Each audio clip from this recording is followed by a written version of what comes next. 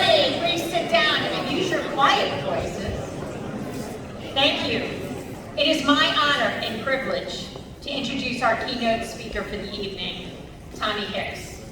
Tommy Hicks Jr. was first elected to serve as co-chair of the Republican National Committee in January of 2019. So we have a lot in common. We came into the RNC together. He previously served as chairman of the America First Action PAC, the primary super PAC dedicated to electing federal candidates supporting the Trump-Pence agenda from 2017 to 2019. He was also chairman of the America First Policies, a nonprofit organization supporting key policy initiatives. Prior to the 2016 presidential election, Tommy Hicks served as the National Finance Co-Chair for Donald Trump for President. He was Vice Chairman of the Finance Committee for the 2017 presidential inauguration and worked with the transition team following the election. He also served on the National Advisory Board for Turning Point USA.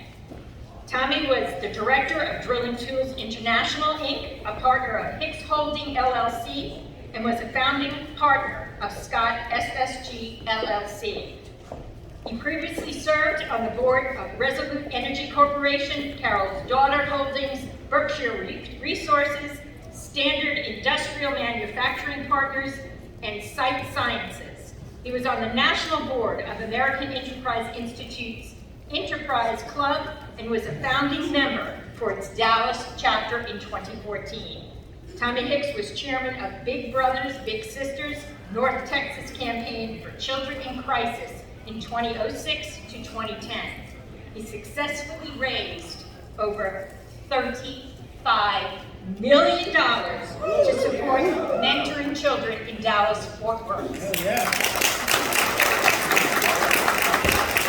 So please give a warm Rhode Island welcome to Tommy Hicks.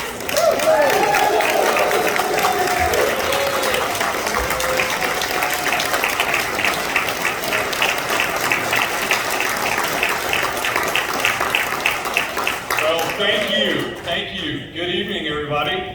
Who's ready to win? I'm Tommy Hicks, co-chairman of the Republican National Committee, and it's so great to be here with y'all here in Rhode Island today. This is my first trip to Rhode Island as co-chair of the RNC, and I'm really excited about being here with all of you great Republicans here today, especially on the eve of the 4th of July, to be in one of our original 13 colonies. So thank you for having us.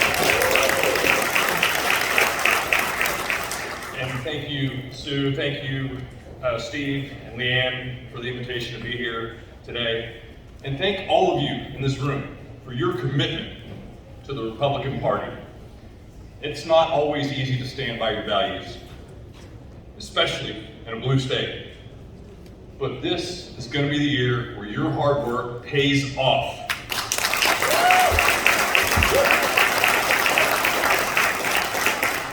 One of my favorite things about this job is I get to travel across the country and meet with Republicans of all stripes to support conservative causes and candidates. And what I've found over and over is that people love and they crave liberty. And there's far more that unites us as Republicans than divides us. We are on a mission. And that's important to remember because we've got to work together to save this great nation from the destructive path that the Democrats have set our country on. Joe Biden, Kamala Harris, Nancy Pelosi, Chuck Schumer, and the squad who rules all of them have been unmitigated failures. Inflation, 40-year high. New England families are paying 10% more for everything. Rhode Island families are paying an average of $564 per month because of Biden's inflation. Gas prices, they're the highest they've ever been before, and they're double what they were under President Trump's and the Republican leadership. Illegal border crossings, record highs. When you count gotaways, Nearly 4 million people have entered our country illegally since Joe Biden opened the borders. That is 4 times the population of Rhode Island. Think about that. And as a result, fentanyl overdoses are at record highs. Just think about this. 100,000 Americans per year die from fentanyl overdoses. That's more people than died in the Vietnam War or the Korean War. This is killing our American soul.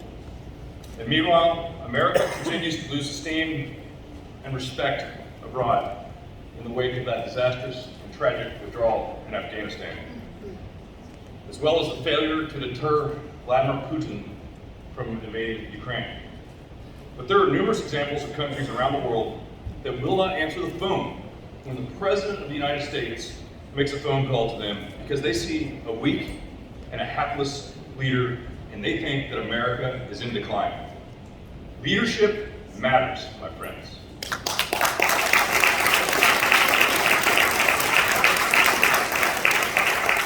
And y'all are going to hear the phrase, Democrats deliver, a lot over the next few months.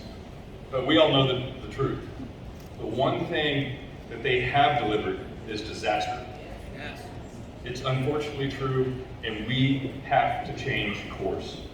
One-party Democrat rule has failed the United States. We've seen their socialist progressive vision for the sham that it is. And this year, Americans across the country get to go out to the polls and say, enough is enough, and vote these bums out of office.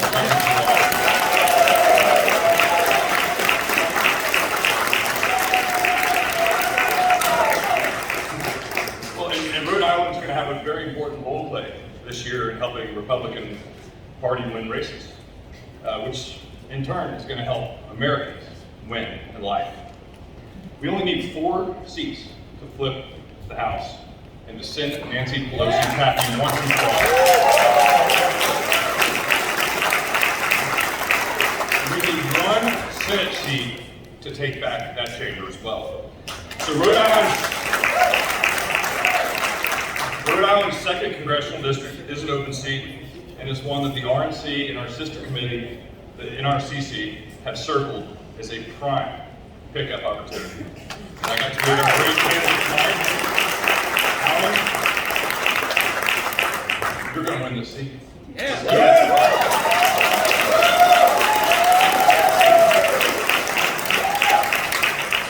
And Rhode Island's 1st congressional district desperately needs a change. Congressman David Cicilline proclaimed, and I can quote him, "Spare me the bull crap about your constitutional rights." You know, if any politician calls our God-given rights BS, you deserve to be fired. Yeah.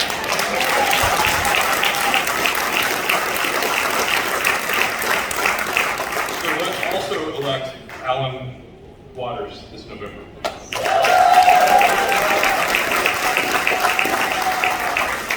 The Republican National Committee is going to be with you every step of the way.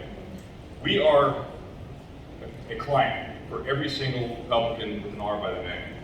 We build the infrastructure, the messaging, the data, the grassroots efforts that will carry our candidates to victory. And I'll talk more about winning elections here in a second, but I did want to highlight you some major RNC wins that we've been focused on. As you might have seen, the RNC is officially done with the Commission on Presidential Debates. This commission was biased against Republicans. It's plain and simple. But they went as far to name a former Biden staffer as a debate moderator in 2020. We asked for fair, common sense reforms, like holding debates before the voters go to the polls. And we were repeatedly dismissed. So now that commission is a relic of the past. Campaigns are going to negotiate with each other for each debate. And we, Republicans, want to debate because when the playing field is level, our ideas win.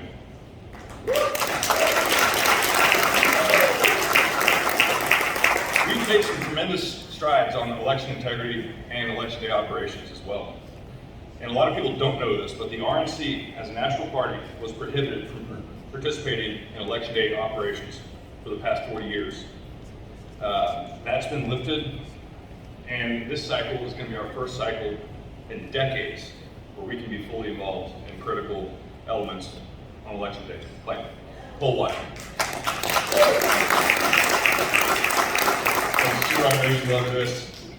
So under the leadership of our chair, Ron O'Daniel, we are going to go down as the most litigious RNC in history. We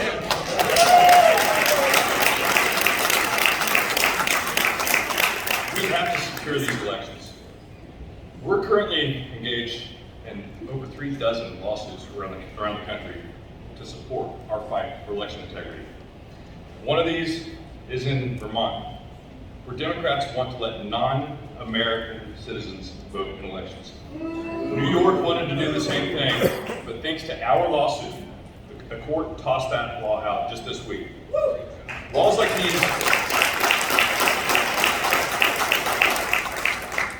these are not only unconstitutional, but they are a direct threat to election integrity. And make no mistake, this is what the left is going to try in states across the country. So we've got to work together. We have to defeat Democrats and elect Republicans who are going to protect our Constitution and our American freedoms. Another big initiative has been the RNC's focus on earning votes from communities that traditionally have not voted for Republicans. So we've opened over 30 community centers across the country in Black, Hispanic, Asian Pacific American communities, as well as Native American communities. We have a historic opportunity to build permanent relationships in these communities across the country who basically have just been told that they are Democrats. We are Americans first, and we now know that our great Republican Party can and will deliver the great American dream for all of us, for our kids, and for our grandkids. The RNC has taken unprecedented steps over the past year and a half to ensure that we're in the strongest possible position to win at the ballot box this November. There's a lot for us Republicans to be optimistic about. We've seen some really big wins in blue to purple states across the country, so there is hope. The biggest so far has been Glenn Youngkin's victory in Virginia.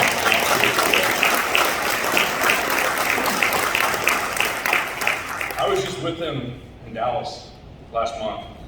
What a breath of fresh air he is. He ran as an outsider who loves our nation's common values of liberty, opportunity, and freedom, and he won a deep blue state. I honestly believe that 2/3 of the American people are with us right now. The RNC was heavily involved in that race, and it gave us an opportunity to test a lot of the strategies that we're going to use across the country in midterms this year.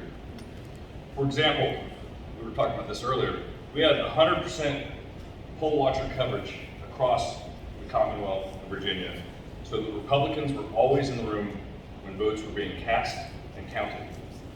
Our election day operations sprung into action immediately when we received reports of poll workers turning away voters because they weren't wearing masks. Who are those voters? So that was illegal for them to be doing. We got that fixed because our poll watchers called us and reported it. So we turned our surrogates on and were tweeting and on the radio and made sure people got back in line, and we won by 58,000 votes. We deployed over 100 field staff to canvass neighborhoods and turn out the vote. And in a sign that our efforts to attract new voters is indeed working, Governor Youngkin won 55% of the Hispanic vote in Virginia.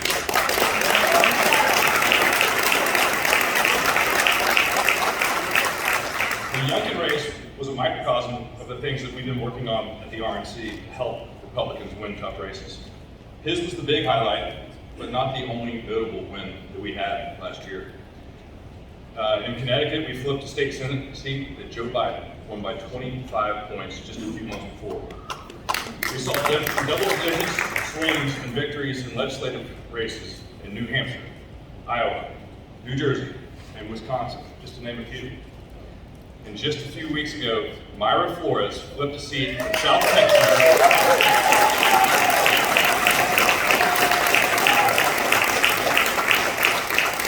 That Joe Biden carried by 18 points just a year and a half ago. So I'm optimistic. I'm optimistic that we can win anywhere in the country. Frankly, I think we can win anywhere where Joe Biden won by 10 points or fewer. And that includes races right here in Rhode Island, where Joe Biden's approval rating has fallen by 18 points since he was elected.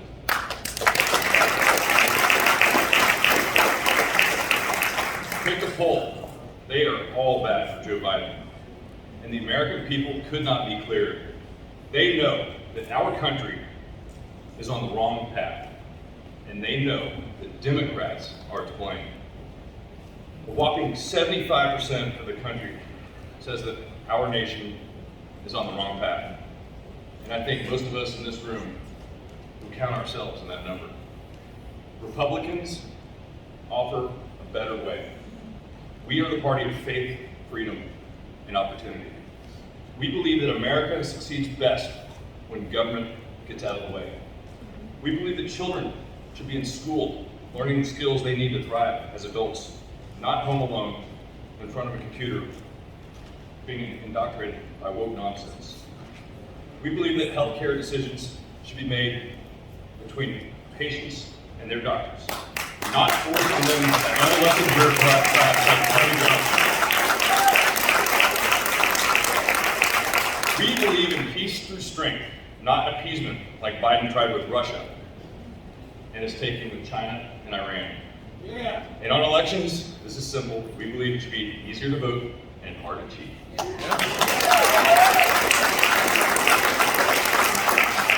We believe in the power of the individual and his or her right to pursue happiness in the way they see fit. We love our country. We honor and we respect our flag and the men and women who died to defend it. If you believe those things too, we need your help. The Rhode Island GOP will put you to work to save your state and to save our nation from the radical left. I still believe that the 21st century can and will be the great American century, but this red wave does not happen without you. We've got to go out there and create the red wave together. We need you to poll watch. We need you to make phone calls, knock on doors. And by the way, if you can donate, we'll take that too. Just get involved, please. I'm so passionate about our party. I'm passionate about getting people off the sidelines and into the game. Together, we can and we will achieve the great American 21st century. And it begins when we take Congress back in 2022.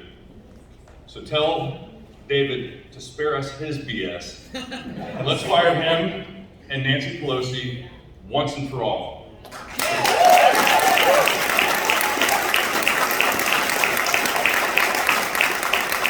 But thank you very much. Let's move forward.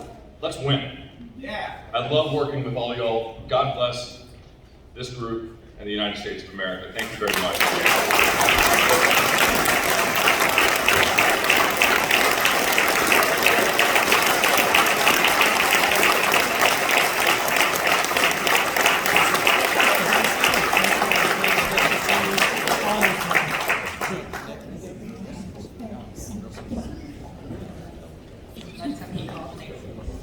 How apropos that we have our convention right here in Patuxent Village, where 250 years ago, it was not the first shot in Boston. It was the first shot right here, right there. Let's do it again. And I think Tommy knows me so well because every time we go to the Republican National Committee, their meetings, I usually say this, that we are controlled by the Democrats here. So the one thing that we can do is my first name, which is Sue, so we do it so well. And it's so great to see Blake Flippy taking that too, and fighting for that.